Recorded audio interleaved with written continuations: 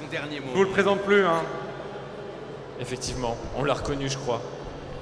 Est-ce que... Observe ces feux, Actarus. Les Végas les ont déclenchés pour barrer la route aux survivants. N'ayez crainte, professeur. On s'en occupe. Voilà, une petite quête qui démarre. Et nos amis les Végas qui sont là. La lune était rouge hier soir. Il va falloir s'en occuper, mais je pense que Nordine commence à avoir l'habitude. Donc je vous invite à regarder un petit peu les différents moves dont Goldorak est capable. Comme celui-là. Ou celui-là, qui est un de mes préférés.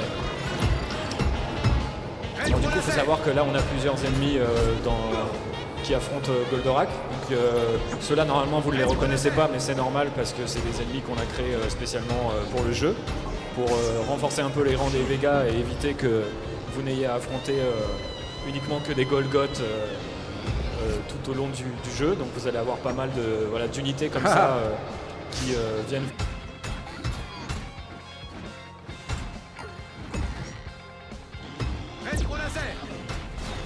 Apparemment, mon collègue n'a plus de son.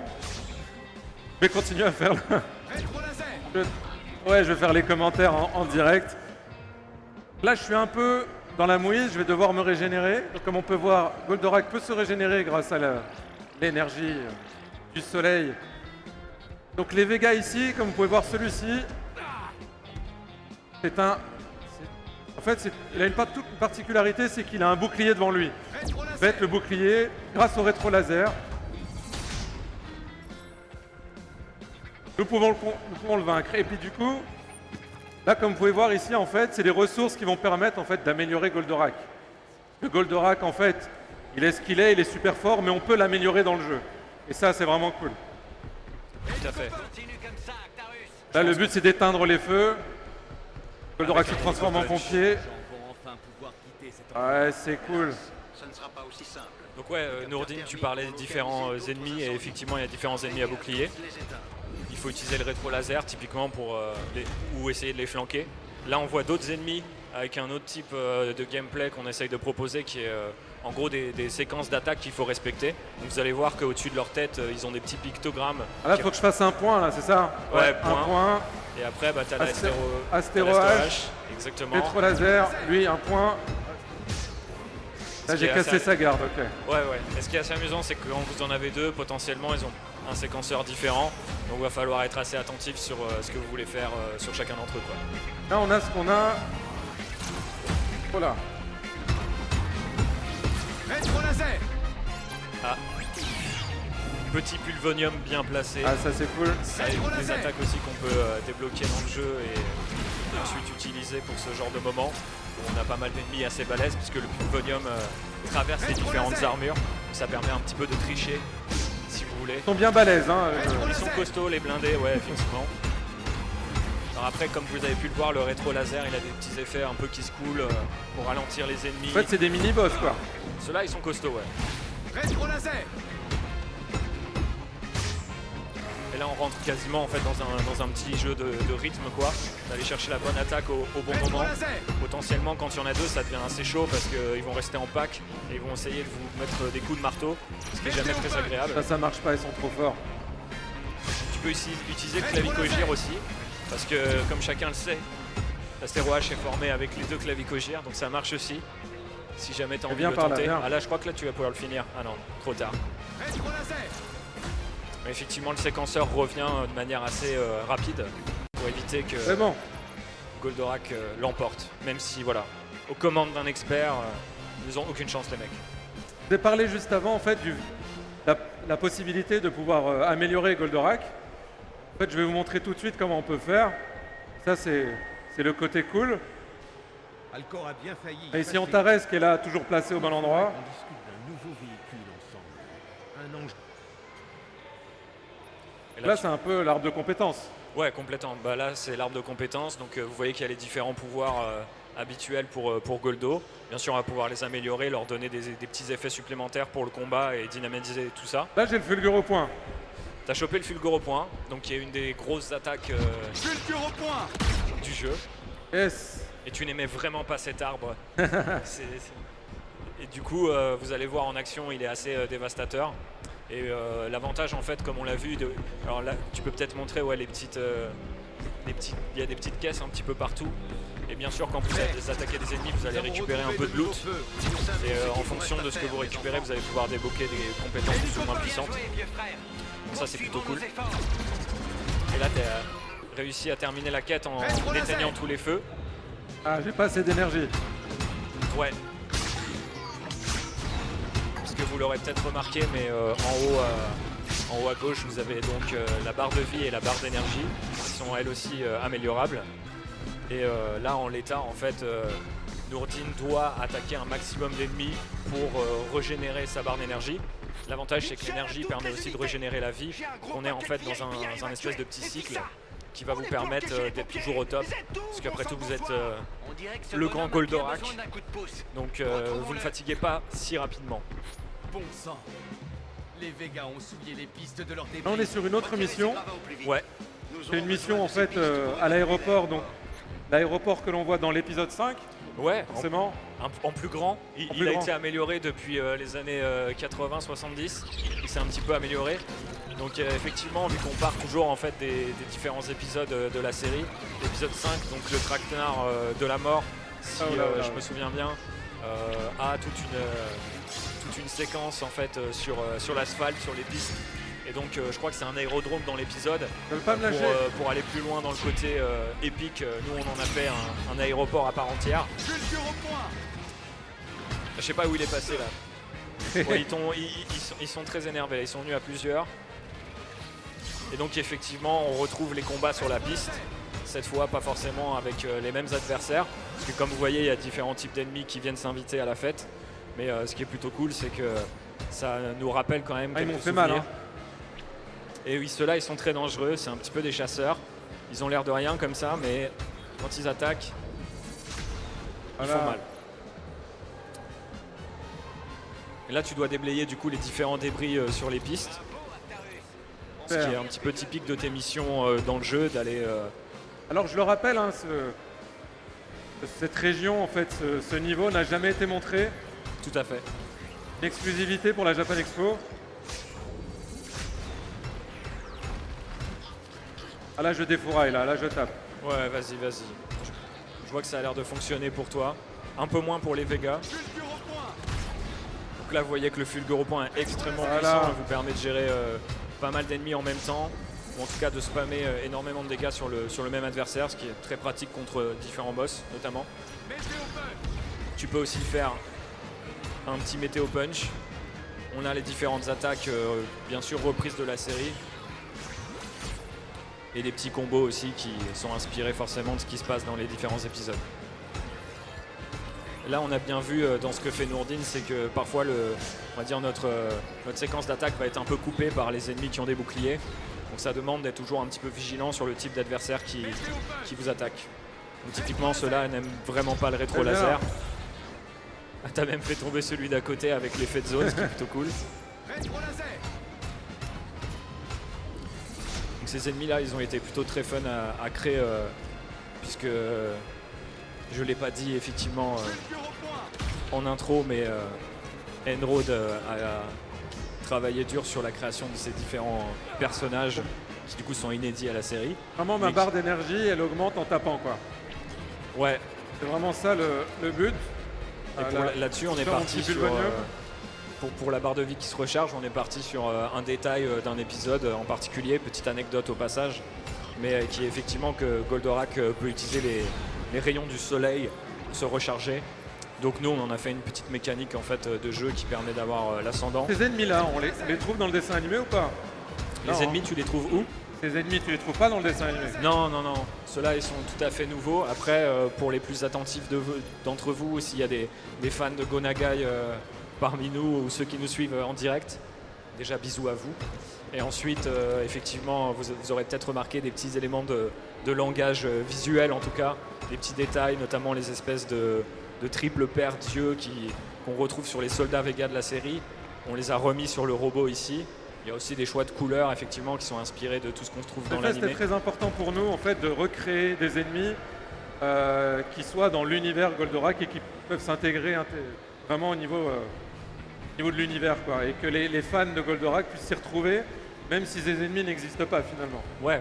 Ils existent, sont originaux aux jeux vidéo, quoi. On est dans un choix typique du jeu vidéo où on a besoin d'avoir plus d'ennemis pour que le jeu soit un minimum, divertissant et assez intense, quoi.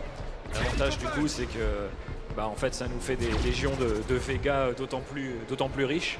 Et puis vous allez voir qu'il y aura des petits détails comme ça qui sont distillés, notamment dans les différents matériaux qu'on peut récupérer sur les régions, qui nous en disent un peu plus sur eux, quoi. Et là, tu te balades dans la ville. Les maps sont assez grandes. Les maps sont assez grandes. Celle-là, elle l'est plutôt. Après, c'est une bonne digestion en fait de ce qu'on a pu faire. Des fois, on va avoir plus de villes, des fois plus de nature. Là, le niveau 5, on est sur un bon mélange des deux. Si tu te balades un petit peu... J'ai déjà tué tout le monde ici. Hein. Effectivement. Donc, vous pouvez vous attendre forcément à des maps qui jouent un petit peu sur les échelles pour soit ramener Goldorak, on va dire, au niveau auquel on l'attend, soit justement le rendre un peu plus petit, ce qui est aussi intéressant de jouer un petit peu sur cette échelle-là. En tout cas, nous, on a beaucoup apprécié travailler là-dessus. Et puis, on n'a pas oublié Alcor, qui est quand même avec vous et qui vous suit comme on le voit là à l'écran.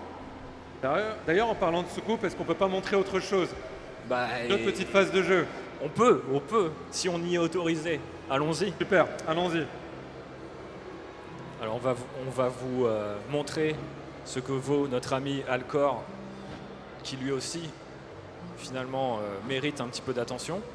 Mais vous êtes au courant que c'est pas le seul à voler. Tu commences par quoi? Déjà montré une phase très spéciale. Voilà.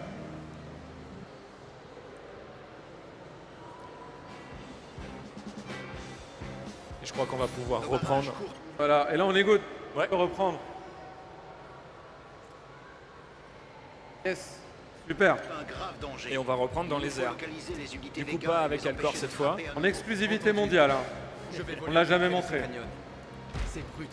Et effectivement, du coup, la première fois qu'on monte le gameplay en Spacer, donc distinction qui n'existe pas dans la version française de Goldorak, mais dans les autres versions et l'original notamment, il y a le Spacer, donc la soucoupe, et le Dizer qui est le robot en lui-même.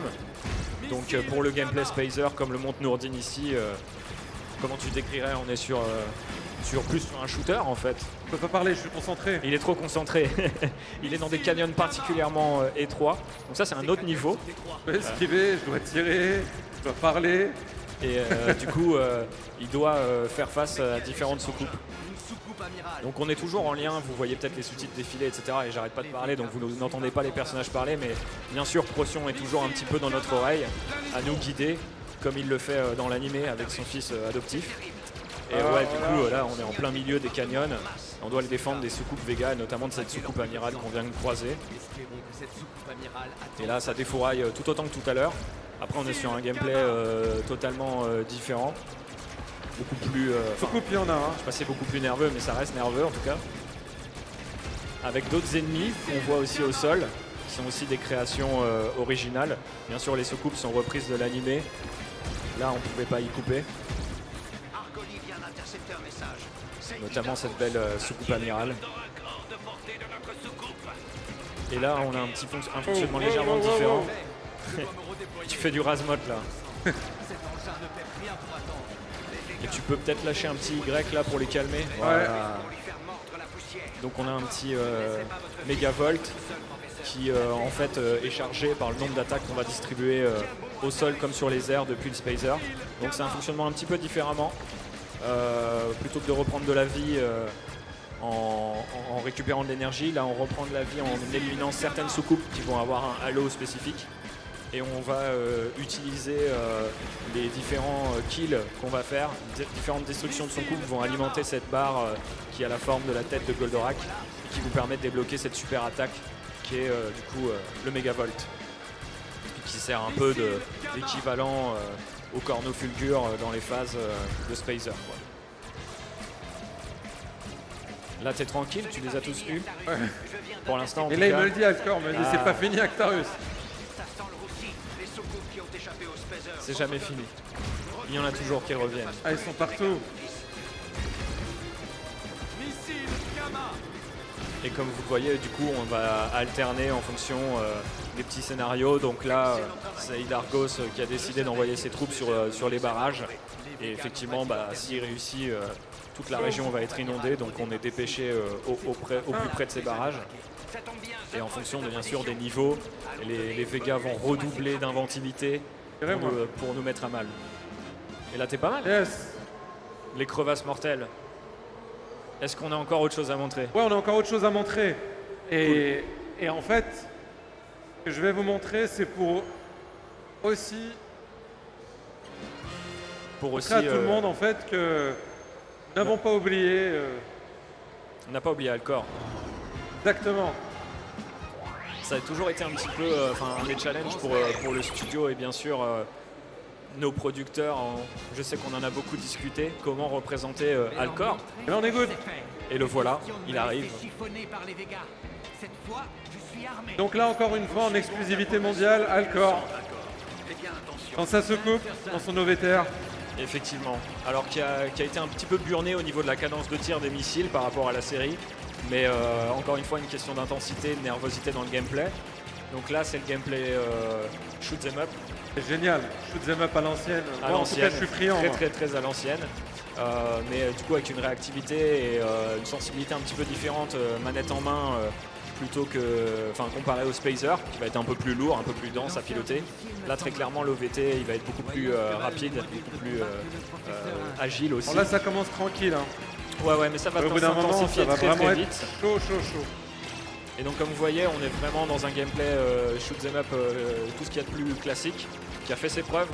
Il n'est pas classique, Il n'est pas classique. il est exceptionnel. Il est exceptionnel. Ça fait plaisir de l'entendre le dire. Mais effectivement, l'idée, c'est qu'il y a des bonus qui vont apparaître le long de votre parcours. Et en fonction de ces bonus, Hop. vous allez pouvoir dynamiser le combat, tirer plus de missiles, les tirer plus vite, etc. Bien sûr, toujours l'idée étant pas seulement de proposer différents gameplays, même si c'est toujours cool, mais aussi d'adapter au plus près les différents épisodes. Donc là, on est passé sur un autre épisode que les fans connaissent peut-être, qui s'appelle l'île de la peur. Là, on survole plusieurs îles. Tous ne sont pas à l'île de la peur, attention. Mais l'avantage, c'est que ça nous permet, nous aussi, d'adapter les épisodes en reprenant des séquences bien précises, parce que parfois Actarus est tout seul, parfois Alcor est tout seul. Donc il fallait qu'on puisse représenter ça. Et c'est pour ça que le shmup était particulièrement important, au-delà du côté gameplay pour nous. On voit qu'il y a différents types de soucoupes. Yes. Ça aussi, c'est plutôt cool D'autres d'avoir plus pu chiantes créer. à battre et d'autres plus faciles. Exactement, voilà. Donc vous reconnaissez les soucoupes de la série. Il y en a aussi des différentes variantes, les intercepteurs. Il y a aussi les cuirassés, je crois, avec le gros rayon laser. Et c'est reparti pour la bagarre. C'est parti pour la bagarre. Je sais pas si on l'entend très bien. En tout cas, nous, on a très peu de retours là sur scène tout de suite. Mais au niveau des doublages, effectivement, on a essayé de s'approcher aussi de ce qui se faisait dans la série animée. Moi, personnellement, mon rôle étant aussi d'écrire des dialogues qui, soit y faisaient référence, soit étaient un petit peu dans ce jus de l'époque. Moi, j'aime beaucoup la voix d'Alcor, justement. Donc là, Alcor va être complètement... L'acteur de doublage qui a fait, il a fait un qui a gros, fait Alcor, très il a gros fait un taf. super travail, comme tous, hein, mais moi déjà, je suis un peu fan d'Alcor déjà de base, par rapport à Mazinger, mais là, le fait qu'on ait son gameplay, son perdu, super. Aïe. Ah, je suis nul.